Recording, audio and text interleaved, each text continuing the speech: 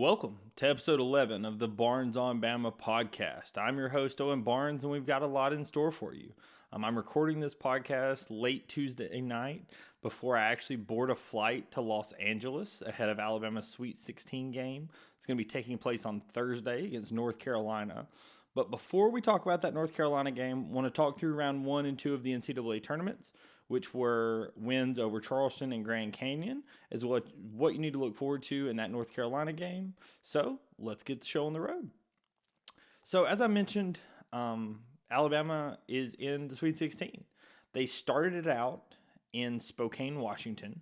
They were the number 4 seed, paired up with the number 5 seed St. Mary's. Grand Canyon played 5 seed St. Mary's, and Alabama played Charleston.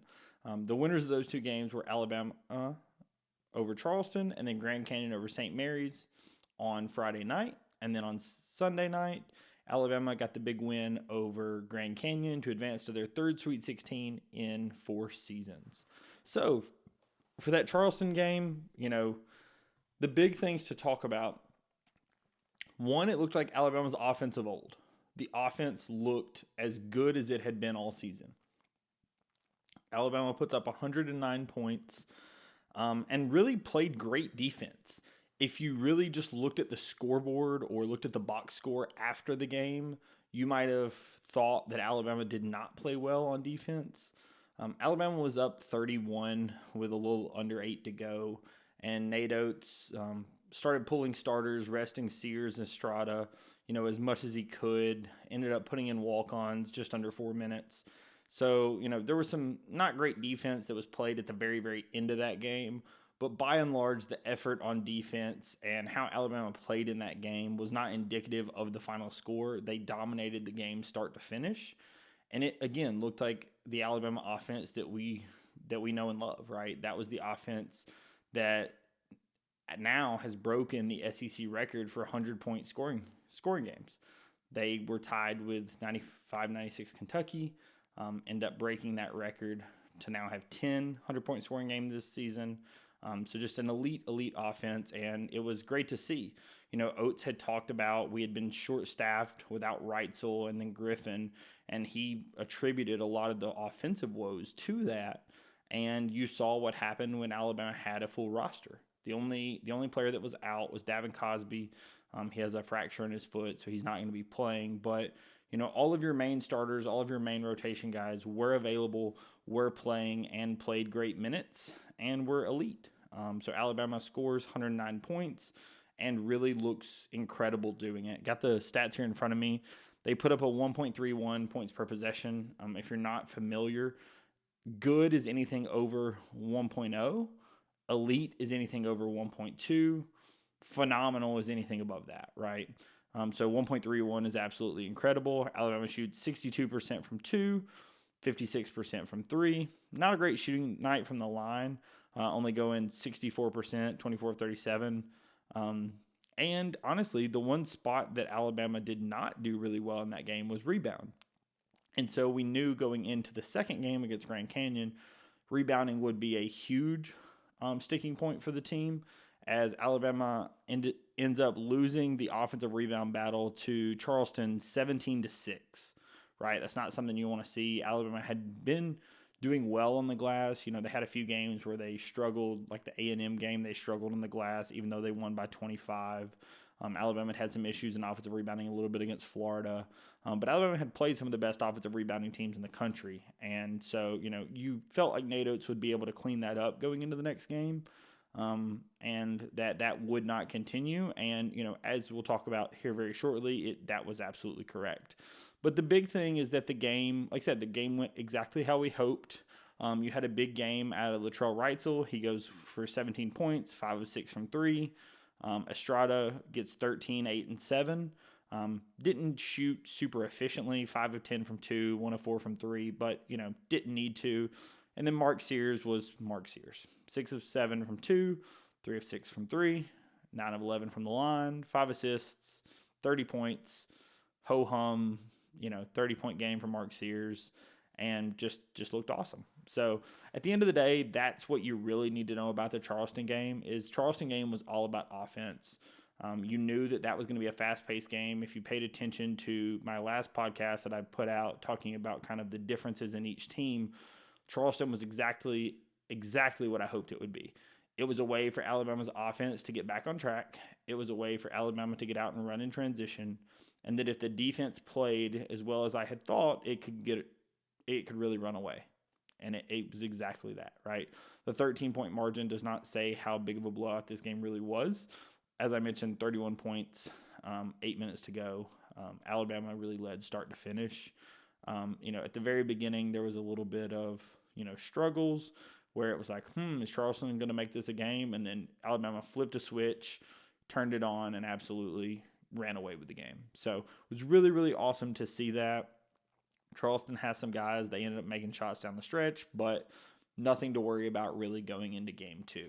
So following that Alabama game, we see St. Mary's play Grand Canyon, and it was exactly like we thought it was going to be. St. Mary's is one of the slowest teams in the country. They slowed down Grand Canyon, and Grand Canyon ends up winning a rock fight against St. Mary's. And it sets up the Alabama Grand Canyon game. So going into the Grand Canyon game, I did not do a podcast, but I did go ahead and put out my thread as always. I will be putting out a thread before this North Carolina game. I plan on writing it on the plane ride tomorrow. But the thing that I immediately noticed on the game was Grand Canyon was a team that allowed the pace to be dictated and the tempo to be dictated by the opposing team. They were obviously, it was talked about endlessly that it was going to be a very difficult scout going from St. Mary's, one of the slowest teams in America, to Alabama, one of the fastest teams in America. But if nothing else, Grand Canyon had a senior, 24 years old, that was a draft prospect in Tyron Grant Foster. And if there was something that about in March, guys win in March. And, having a guy to go to is as good as you can get, right? And having a guy that's a draft-eligible guy at Grand Canyon, that's something to really think about. So he was kind of the focal point of what you assumed for Grand Canyon coming into this game. And that's what happened. Tyron Grant Foster ends up with 29 points. Nobody else at Grand Canyon scores more than 8. They do have 3 guys with 8 points. He's the only guy on the team to hit a 3. They go 2 for 20 as a team. But Alabama does not have a very efficient night either. Alabama, ends up putting a 1.01 on the board from an offensive perspective. Compared to how we had been doing earlier in the year, again, that 1.01 is not bad, but 1.01 for Alabama standards is some of the worst that they've played all year, honestly. But Alabama's defense holds Grand Canyon to a 0.86. 0.86 is one of the lowest outputs our defense has allowed a team to in the entire season. Part of that was because Grand Canyon, if you watch any of the national media, Grand Canyon didn't run as many sets. Grand Canyon really didn't have a great offensive scheme. Part of that to do with the fact that they followed up St. Mary's with Alabama. Part of that to do with Alabama's ability to defend and stop guys off the dribble. I thought Alabama's defense in this game was flying around, did a really good job. Alabama ends up with 10 steals, 9 blocks. This was a super gritty, tough defensive game. Because even though Alabama wins this game and wins it by 11, Grand Canyon has 10 steals. Grand Canyon has 8 blocks, right? This was a game that was a rock fight from the word go. And there's 2 main storylines that you have to take away from this game before you talk about anything else. Number 1, Mo Diabate won this game. There's no other way to state it. If you saw any of the post-game press conferences, any of the videos in the locker room where the players were, talked to by some of the media, all the players were asked about Mo Diabate, and they all said it very plainly. We do not win this game without Mo Diabate. Alabama puts in Mo. Jaron Stevenson fouls out. Alabama is down 1 late in this game. And Alabama puts in Mo Diabate, who immediately scores 8 of the next 9 points, hits some big free throws. He ends up going 3 of 3 from the line. And for anyone that's not aware, Mo Diabate is one of the worst free throw shooters on the team. So hits 3 big free throws down the stretch, gets 5 offensive rebounds, 2 blocks, and this was in just 9 minutes of action, right? Nate puts him in at the very end of this game, and in 12 minutes of action, 12 minutes of action, Diabate gets 9 points, 8 of them right there at that very end of the game, hits big free throws, gets blocks, gets offensive rebounds, and quite frankly, wills this team to a victory. It was something that was super noticeable because, for anybody that's watched this team all year, you've seen a lot of that out of Mo for a large piece of this year. Against Tennessee, Alabama was using Mo. Rylan would be on Dalton Connect, and then when Rylan would come out, you would put in somebody like Mo. He often would draw the hardest defensive assignment of the year. Alabama's trying to use him much in a way that, Nate used Herb. Obviously, much different player, but similar. So that's really what you saw out of Mo this year. And oftentimes, Nate does not put in Mo quite as often because he is not as good of an offensive option as Jaren or Sam. Simply put, right? Jaren and Sam are much more efficient on the offensive end. However, it's very clear that Mo is hard-nosed and is the best rebounder of the bunch and is probably the best defender of the bunch as well. And so with that being said, Nate puts in Mo. Mo goes on this tear and wills the team to a victory. And it completely turned the complexion of the game. It completely energized the team. It was we need to be fighting as hard as he is. A free throw gets missed. He immediately gets the offensive rebound, gets a putback and one. Just fighting for every rebound, for every ball. Like Mo wins this game for Alabama. The other thing that you have to talk about, if you're going to talk about this game, is Latrell Wrightsell went out.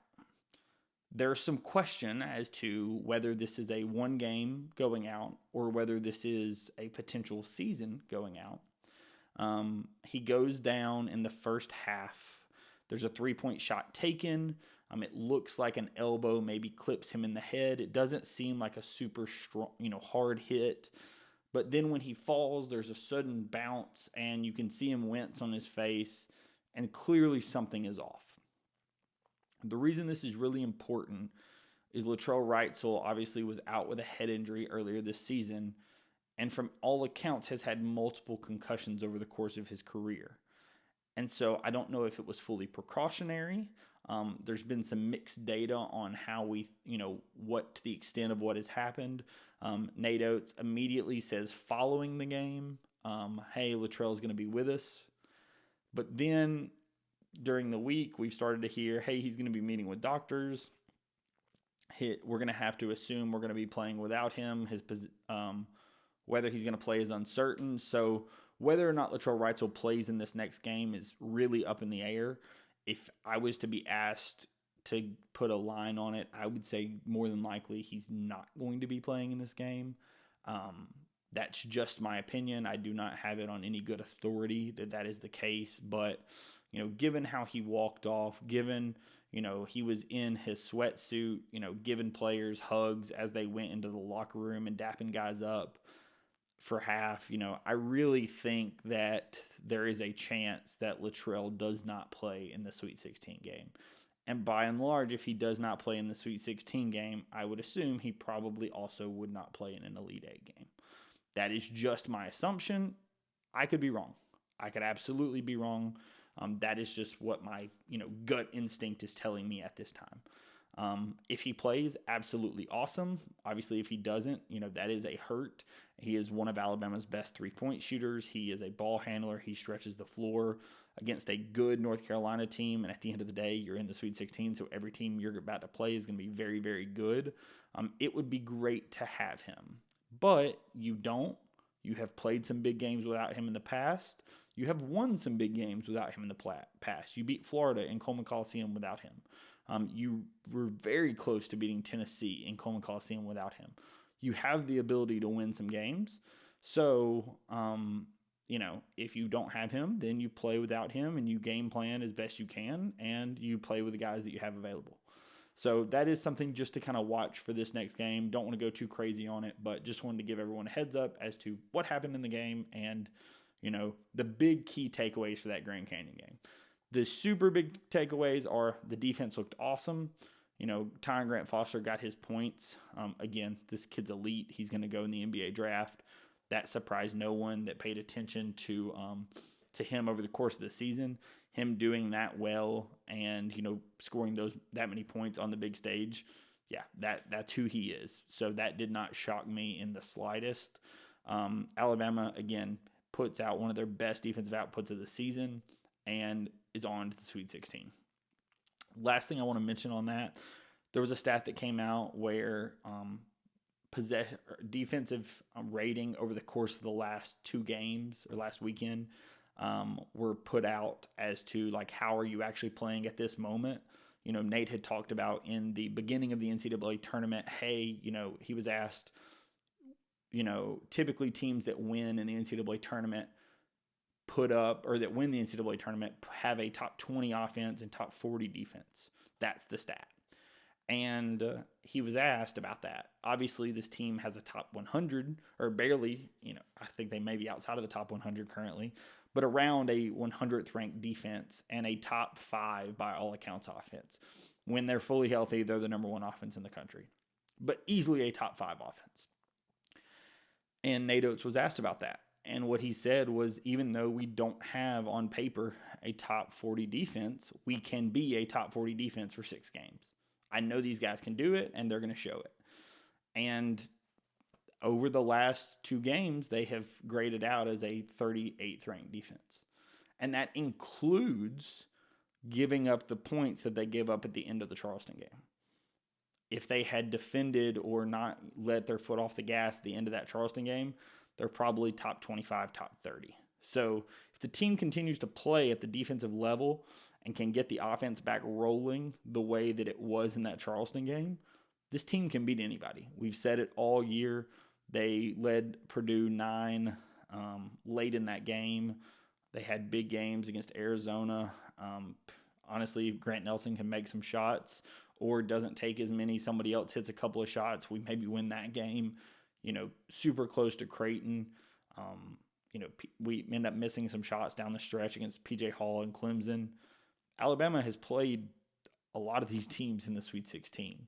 Now, granted, we didn't win against any of them, but they've shown the ability to beat them. This is a team that played a super tough schedule. They played the 3 really tough games back-to-back, as well as Clemson in the ACC-SEC Challenge. So those 4 teams all make the Sweet 16, as well as Tennessee's in the Sweet 16. So we have 6 games against teams in the Sweet 16. So they are battle-tested. They have obviously played the teams and know what it takes to compete and win at this level. So now it's just time for Nate Oates to show, hey, we can win at this level, and we can make the Alabama's second ever Elite 8 and potentially a run to the first ever Final Four. So we're going to talk about the North Carolina game, give you some points to watch, who to look out for, who's going to be on the court for North Carolina, and some things to think about for them as a team. And then we'll get out of here. And if you'll keep in mind, like I said, the preview thread will be coming out on Substack and on Twitter. So if you are not subscribed, please subscribe to my Substack or follow me on Twitter. All the information will be coming out there. And obviously subscribe, like the podcast, if you enjoy the content. As far as Alabama goes, I plan to follow them from here on out. So, as I mentioned, I will be in LA for this North Carolina game. I will be in LA if we make it to the Elite 8. I will be at that game. My flight home is not until Sunday. And then if we do make it to Phoenix, I will be in Phoenix for the Final Four. So I will have some photos from the games or whatever information I can get you from actually in the stadium. I will be getting and relaying on the next podcast as well, just as a heads up. So we're going to talk about the North Carolina game. So North Carolina is a great team. I mean, there's no other way to put it. They were a 1 seed for a reason. They end up losing only 7 games this season. Their 7 games this season were losses to Villanova in overtime back in November. They lost to UConn and Kentucky back in December. They lose to Georgia Tech in January, Clemson and Syracuse in February, and then in the ACC tournament to NC State on the Saturday of the ACC tournament. So they lost to Clemson, UConn, and NC State, all of which are now in the Sweet 16. So obviously some of their losses are to really good teams. Obviously the loss to Kentucky, not a bad loss. A little bit of a head scratcher on the losses to Nova, Georgia Tech, and Syracuse. So that will be something to kind of keep in mind. This team is beatable. They have won some big games as well, though. They beat Duke. They beat Tennessee. They actually beat Duke twice. They beat Tennessee. Let's see. Who else have they beaten? They did beat Clemson as well. They beat Arkansas. They beat Florida State. But when you look at the NCAA tournament teams that they played, the only NCAA tournament teams that they played and beat, I guess Virginia did end up making the NCAA tournament. They beat them. They beat Duke. And they beat Tennessee. Yeah, so that's the only teams in the NCAA tournament that they actually beat. So this is a team that is beatable, right? Absolutely, Alabama can win this game. The question is, will they? It starts, in my mind, with the rebounding battle. That is the number one key to this game. It is something that North Carolina is one of the best teams in the country. Thankfully, Alabama has played A&M, Alabama has played Florida, and Alabama has played some incredible rebounding teams in the SEC. But it will have to be a focus for this game. And it's not a one-man rebounding battle. It is an entire team rebounding battle. North Carolina ranks as 74th in offensive and 6th in defensive rebounding, right? So the battle on the offensive glass for Alabama versus defensive glass for North Carolina will be a very big one. And then obviously vice versa. Our defensive glass compared to their offensive glass. They're a much better defensive rebounding team than they are offensive, but both of them are very good. And Alabama will have to be good in this game. This will be a very fast-paced game. North Carolina grades out as the 36th fastest team in the country. For reference, Alabama grades out as the 3rd fastest team in the country. North Carolina about 16 seconds on the possession. Alabama about 14 and a half. So this is a game that's going to get up in the possessions. Fully expect it to be mid-70s or higher in the possession count for this game. There will be running and gunning. This game will get moving. This game, in my mind, comes down to Alabama's ability to defend Armando Bacot in the post and R.J. Davis on the perimeter. Armando Bacot is as good of a post player as there is in this country. However, Alabama has played a schedule with some of the best post guys in the country. And if there was a schedule that prepared you to play a guy like Armando Bacot, Alabama has played it. They play Arizona, Purdue, and Creighton in 3 games in a row.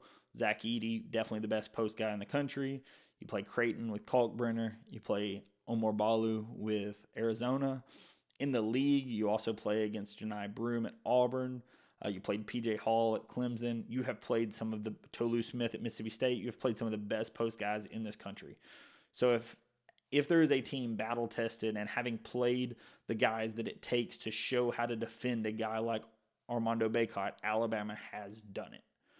The question is, will they do it in this game?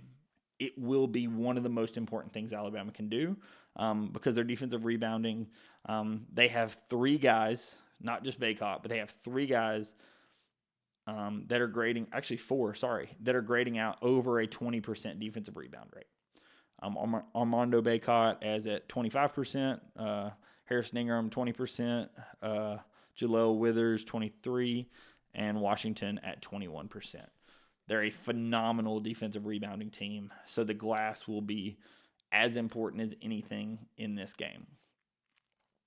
Then when you go to the perimeter, they have plenty of guys on the perimeter, but it's really headlined by 3 guys.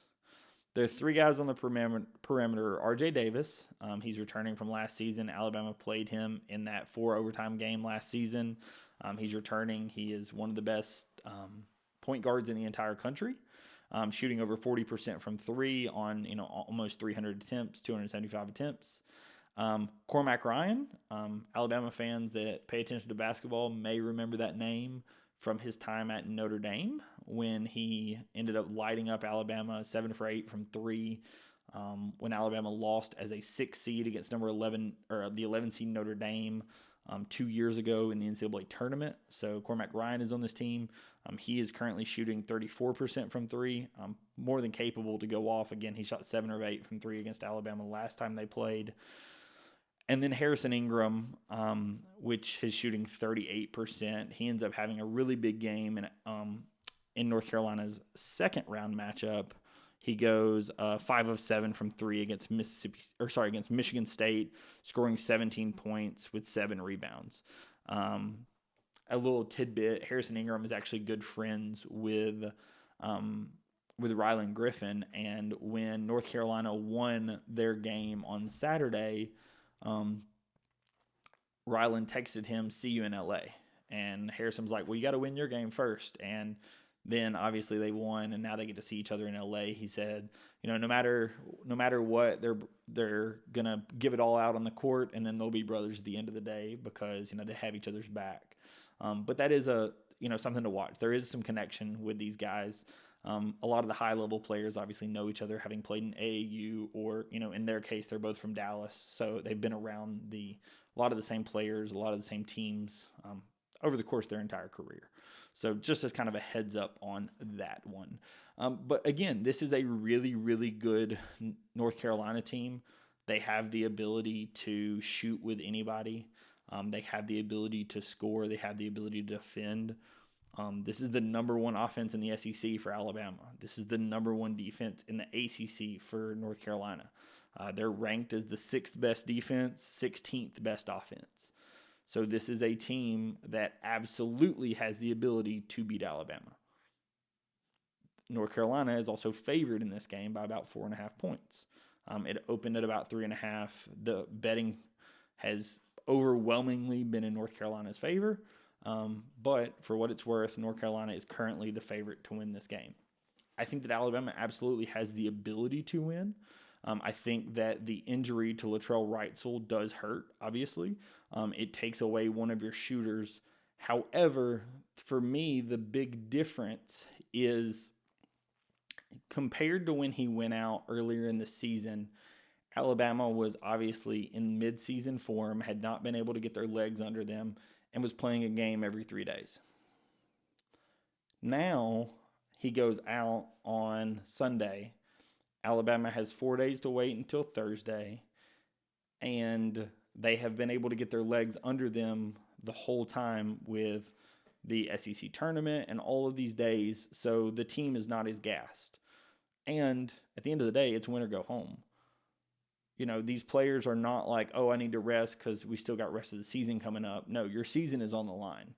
Oates talked to Feinbaum earlier today and mentioned something about like, hey, how is it different to coach during this? And he said sometimes during the season you may, use things as a learning lesson, not call a timeout, make the guys learn from it. You may do different things. But at the end of the day, this is the NCAA tournament, and a loss means you go home. So whether it means you play a guy for 40 minutes because the team has to have him, then you play a guy for 40 minutes. Mark Sears and Eric Estrada very rarely came out in that Grand Canyon game because we had to have it, right? The season's over if you don't. So they can rest after the game, but you got to have it this game. Leave them in. So that is something to keep in mind. Wrightsell, I think, doesn't impact us quite as much in this game, just from the leg standpoint, and I think that was a big issue during the season. Does he impact you from an offensive perspective and even a defensive perspective? Absolutely, right? He grades out as one of the best offensive players in the country and the best players in the country, right? Statistically, he is a top 50 player in all of college basketball. So that's who you're missing, right? You're missing a key player on a good team. However, Alabama has the guys to be able to score with North Carolina, has the guys to be able to defend, right? They just did it against Grand Canyon. Granted, Grand Canyon is not North Carolina, but Grand Canyon has some athletes. Again, Ty Grant Foster starts at Kansas. When you're going up against a guy that started at Kansas and is a a top recruit, this is not somebody that doesn't have the skill, right? He has the skill, he has the talent. This is the type of player you're going to go up against 1 through 5 at North Carolina. So they just have to defend like they did in that Grand Canyon game, get the offense back near where it was, and Alabama has the ability to win this game. So that's really all I have for this game. I think that Alabama, I think they do win. I think that Alabama is playing with a chip on their shoulder. This is the first time, I saw it also mentioned, for anybody that didn't realize, the last 2 Sweet 16s that Alabama made was as a 2 seed and a 1 seed. So we were the higher ranked team in that Sweet 16 matchup. This is the first Sweet 16 matchup that Nate Oates has been in where he is the lower ranked team. And I think as a part of that, because he's the lower ranked team, a lot of the public is kind of writing Alabama off. All of the public money is on North Carolina. All of the media is talking about the rematch with North Carolina and Arizona and Caleb Love, completely overlooking Alabama and Clemson. And I think that both Alabama and Clemson are going to play with a chip on their shoulder because of that. At the end of the day, they've made the Sweet 16. They've beat good teams to get here. This is not just a regular game, right? This is a lose and your season is over type game. I think that there are some guys on the team that may have not have played as well as they wanted to in the first 2 games, whether it be Grant Nelson or, Jaron Stevenson had some okay games, but maybe didn't have his best game last game. You've had some guys that, have something to prove. And who better to prove it against than one of the blue bloods of college basketball, North Carolina? So in my mind, this is a game that Alabama is going to have more of a chip on their shoulder than North Carolina will. Now, not to say that North Carolina is not going to want to try to win this game. Hubert Davis made a national championship in year 1. Last season, they don't make the tournament, but this is his second tournament run. First time makes a national championship. He's in the Sweet 16 in his 3rd year. So, obviously he's going to have these guys ready to play. But in my mind, I think Alabama has a little bit more to play for. I think that Alabama has a little bit more to prove to show that, hey, we're not just a Sweet 16 and bust team, and to show we can play with the big boys, right? Y'all wrote us off because y'all didn't think we could do it, but here we are, right? So in my mind, I think Alabama can win this game. My gut is that they do, actually. I think it's a close game, but I think that the schedule that Alabama has played this season, the close games that Alabama has played this season, prepared them for this game. Looking at North Carolina's schedule, they only played 1, 2, 3, 4. They played under 10 one-possession games the entire season. Alabama had a lot of blowouts early in the season, but down the stretch, Alabama gets down to Georgia, comes back and wins. Alabama gets down to Florida, comes back and wins. Alabama shows a fight, right? Alabama played that really tough non-conference schedule and then the really tough schedule in conference like I talked about. Alabama has played a tougher schedule than North Carolina. And I think that this is the time when Nate Oates' schedule really shows what it has the ability to be and why he scheduled how he did. So I think Alabama wins the game. My official score prediction will be coming out in the thread.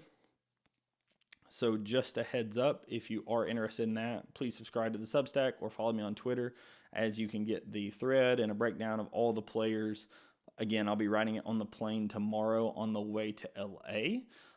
Thank you so much, everyone, for watching. Please subscribe if you like the content.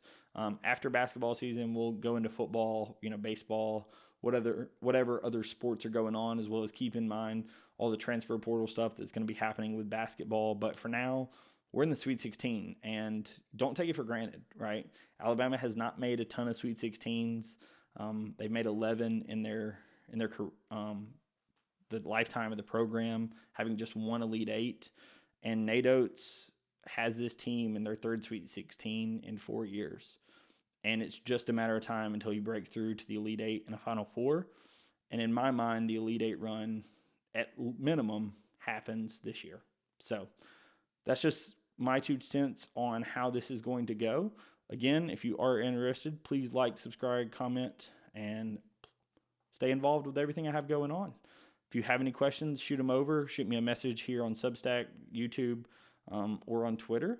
And thank you so much, everyone, for watching. I will see you in the next one. Peace.